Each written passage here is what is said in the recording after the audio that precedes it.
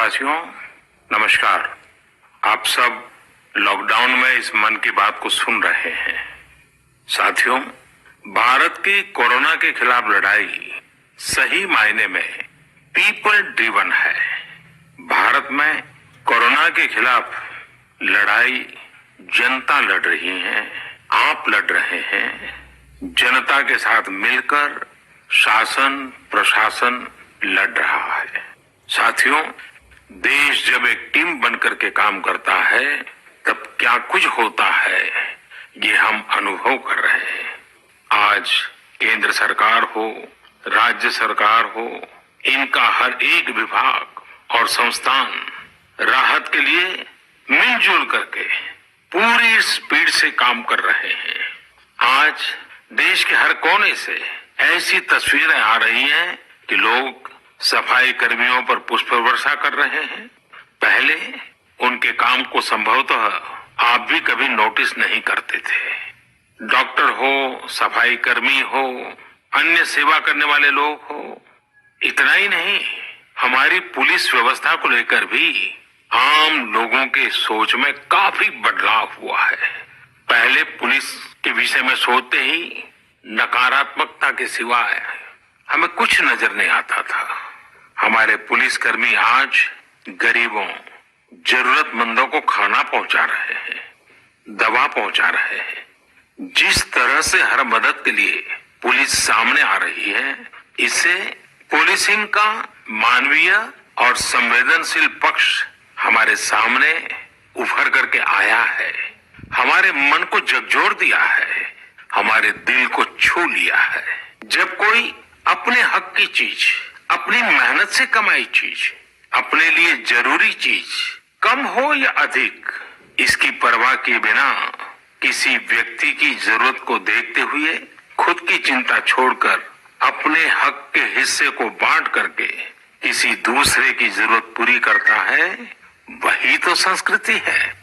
साथियों, जब कसौटी का काल होता है तब इन गुणों का परीक्षण होता है।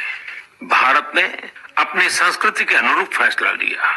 हमने भारत की आवश्यकताओं के लिए जो करना था उसका प्रयास तो बढ़ाया ही, लेकिन दुनिया भर से आ रही मानवता की रक्षा की पुकार पर भी पूरा ध्यान दिया।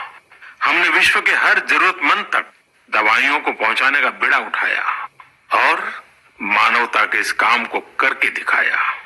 आज जब मेरी अनेक देशों के राष्ट्राध्यक्षों से फोन पर बात होती है तो भारत की जनता का आभार जरूर व्यक्त करते हैं।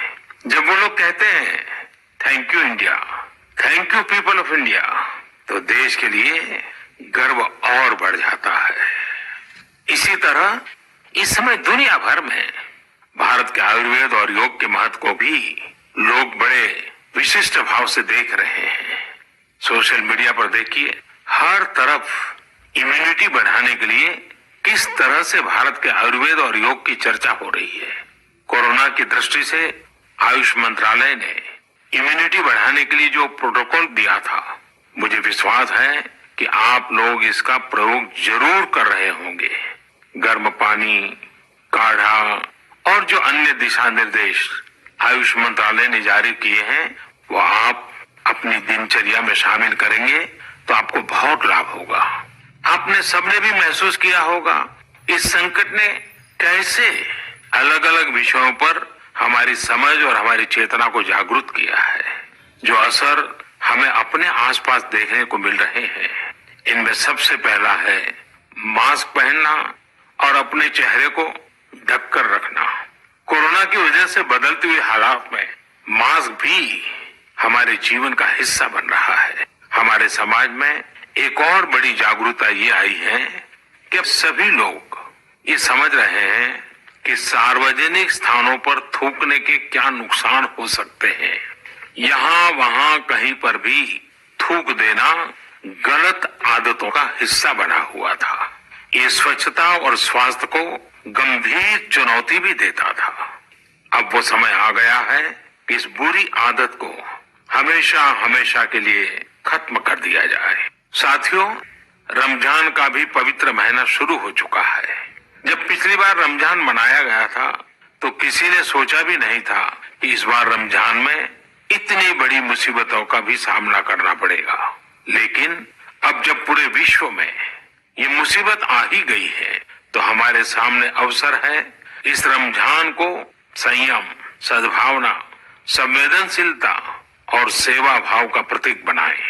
इस बार हम पहले से ज्यादा इबादत करें ताकि ईद आने से पहले दुनिया कोरोना से मुक्त हो जाए और हम पहले की तरह उमंग और उत्साह के साथ ईद मनाएं। मुझे विश्वास है कि रमजान के इन दिनों में स्थानीय प्रशासन के दिशा निर्देशों का पालन करते हुए कोरोना के खिलाफ चल रही इस लड़ाई को हम और मजबूत करेंगे। सड़कों पर, बाजारों में, मोहल्लों में फिजिकल डिस्टेंसिंग के नियमों का पालन अभी बहुत आवश्यक है। मैं आज उन सभी कम्युनिटी लीडर्स के प्रति भी आभार प्रकट करता हूं जो 2 गज दूरी और घर से बाहर नहीं निकलने को लेकर लोगों को जागरूक कर रहे हैं। मेरे प्यारे देशवासियों, इस वैश्विक महामारी के संकट के बीच आपके परिवार के एक सदस्य के नाते, और आप सब भी मेरे ही परिवारजन हैं, तब कुछ संकेत करना, कुछ सुझाव देना, ये मेरा दायित्व भी बनता है। मेरे देशवासियों से मैं आपसे आग्रह करूंगा, हम कतई अति आत्मविश्वास में न फंस जाएं। हम ऐसा विचार न पाल लें कि हमारे शहर में, हमारे गांव में, हमारी गली में, हमारे दफ्तर में अभी तक कोरोना पहुंचा नहीं है, इसलिए अब पहुंचने वाला नहीं है। देखिए, ऐसी गलती कभी मत पालना।